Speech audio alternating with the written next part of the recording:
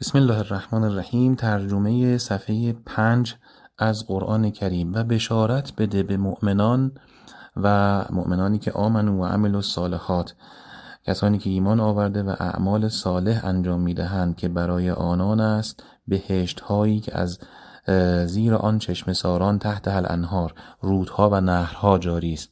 کلما رزقوا منها من ثمرة رزقا قالوا هذا الذی رزقنا من قبل.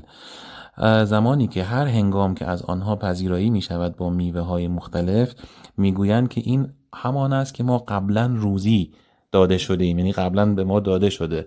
حالا دو سه تا تفسیر داره که یکیش این است که میگن که خب این در حقیقت نتیجه اعمال ماست که در دنیا اعمال صالحه داشتیم و به شکل پذیرایی بهشتی الان متمثل شده، بنابراین رزق ما در دنیا اتفاق افتاده. من که موفق می شدم در دنیا عمل صالح انجام بدم، همون اون رزق من بود که الان جلوه بهشتی پیدا کرده. این یه تفسیر. و توضیح دیگه یا تفسیر دیگه این هست که بعضی میوه های بهشتی شبیه هم هستن، ولی بعد از ظهر که مثلا از بهشتیان پذیرایی میشه میگن هذا الذی رزقنا من قبل. و ادامه آیه میفرماید و اتو بهی متشابه ها، و شبیه آن به آنها داده شده است. یعنی اینکه شکل همون شکل میوه دیروز یا صبح هست، ولی طعم بسیار متفاوت هست، که این هم در تفاسیر معروف هست که از نظر تنوع طعم شبیه هم هستن این میوه ها، و از نظر ظاهری، ولی خب از نظر تنوع و فراوانی طعم ها گسترده هستند.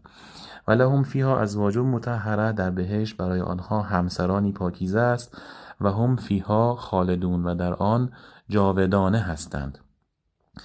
پروردگار الله خجالت نمی کشد، حیا نمی کند یا دلیلی نمی بیند برای این، اگر قرار باشد برای هدایت شما از هر چیزی که صلاح می دوند مثال بزند. ان یضرب مثلا ما، هر مثالی برای هدایت شما نیاز باشه در قرآن استفاده میشه. ما بعوضتن فما فوقها، حتی پشه یا بالاتر از پشه. حالا بالاتر یا بالاتر از نظر اندازه، یا بالاتر از نظر ریز بودن که میشه یعنی کوچیکتر. اینم در جواب استهزاء مشرکین نازل شده بود که خب این چه قرآنیه که، یا چه کلامیه که میگن کلام خداست، اما توش از مورچه و از زنبور عسل و از عنکبوت و از فیل و نمیدونم از مگس در سوره مبارکه حج و از اینجور جک و جونورا اومده در قرآن. که خب آیه نازل شد که بابا این مثال هایی که زده شده تو مثال دقت بکنید و اینها برای هدایت شماست. اگه خدا صلاح بدونه خجالتی ندارد که حتی برای هدایت شما از پشه مثال بزنه. خب دو گروه میشید. فاما الذین آمنو، پس مؤمنان برخوردشون با این مثال ها این است که میگویند فیعلمون انه الحق من ربهم، میدانند که این مثال زدن ها حق و حقیقتی است از جانب پروردگارشان. یعنی برای لهو و لعب و داستان سرایی نبوده، برای یک هدف علمی و برای تذکار و تلنگر و یک هدف حکمت آمیز خداوند از این مثال ها استفاده کرده. اما کفار بهانه جو و اما الذین کفروا فیقولون ماذا اراد الله بهذا مثلا، کفار که چون دلشون نیست که ایمان بیارن و قصد ندارن ایمان بیارن، برمیگردن میگن ماذا اراد الله بهذا مثلا، اصلا خدا برای چی اینجور مثالا رو میزنه، دنبال چیه؟ بنابراین خود خداوند میفرماید یضل بهی کثیرا و یهدی بهی کثیرا. با همین مثال هایی که افلا ینظرون الی الابل کیف خلقت، از ابل، از فیل، از زنبور عسل، از عنکبوت، از مورچه، از مگس، از پشه، از خیلی چیزای این شکلی وقتی در قرآن داره مثال میزنه، در واقع بسته به اون پذیرش اون شخص و اینکه چه طبعی داره، سرشتش سرشت مؤمنانه است یا سرشتش سرشت لجاج و عناد هست، یضل بهی کثیرا، با همین مثالهای گروه فراوانی رو گمراه میکنه و البته گروه فراوانی رو هم هدایت میکنه و به ایمانشون میافزاد. و ما یضل بهی الا الفاسقین. بلا فاصله بعدش میفرماید که البته جز فاسقین رو کسی جز فاسقین رو خداوند گمراه نخواهد کرد، یعنی اون فسق درونشون هست که باعث میشه از این مثال ها گمراهیشون بیشتر بشه. حالا فاسقین رو در آیه 27 توضیح میدهد.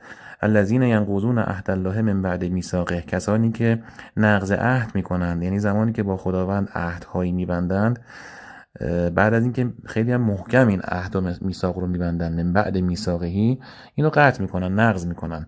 و یقطعون ما امر الله به ان یوصل، و آنچه که خداوند دستور به وصل داده قطع میکنند. که اینم باز تفاسیر مختلفی هست، از صله رحم بگیرید تا ارتباط فطری یک انسان با خالق خودش، تا آنچه که خداوند دستور داده انجام بشه اما توسط اینها نقض میشه و قطع میشه. و اهل فساد هستن و یفسدون فی الارض اولئک هم الخاسرون، اینها زیانکارن، ضررکارن، یعنی در نهایت ضرر شامل حالشون میشه. خب آیه بعد کیف تکفرون بالله، یک آیه توحیدی هست، مخاطب قرار میده همه انسانها رو، همه حتی کفار رو. کیف تکفرون بالله و کنتم امواتا فاحیاکم، شما چگونه به خالق خود، به خدای خود کافر میشوید در حالی که شما مرده بودین، خاک بودین، یعنی قبلش هیچ بودین. و کنتم امواتا فاحیاکم، او به شما زندگی بخشید، او به شما اجازه حیات داد. خب این همچین خدایی رو چطور در مقابلش اینقدر گردن کشی میکنید؟ ثم یمیتکم، سپس همین خدا شما رو خواهد میراند. ثم یحییکم، سپس همو شما رو دوباره زنده خواهد کرد.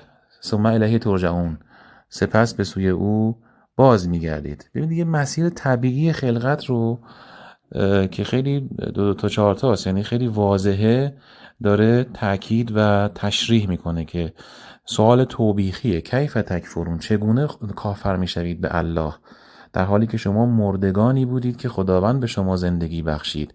سپس همین خدا شما رو میمیراند، سپس زنده میکند، سپس به سوی او باز میگردید. هو الذی خلق لکم ما فی الارض جمیعا، اوست خدایی که برای شما همه چیز رو در روی زمین جمیعا آفرید، یعنی هر آنچه بر روی کره زمین خلق کرده که فراوان هم هست به نفع شما و برای زندگی شماست. ثم استوى الی السماء، سپس به پردازش و پرداخت و تسویه آسمان ها پرداخت. فسواهن سبع سماوات، و 7 طبقه 7 آسمان قرار داد آن را. و هو بكل شیء علیم، و این خدا به هر چیزی دانا و آگاه است. موفق باشید.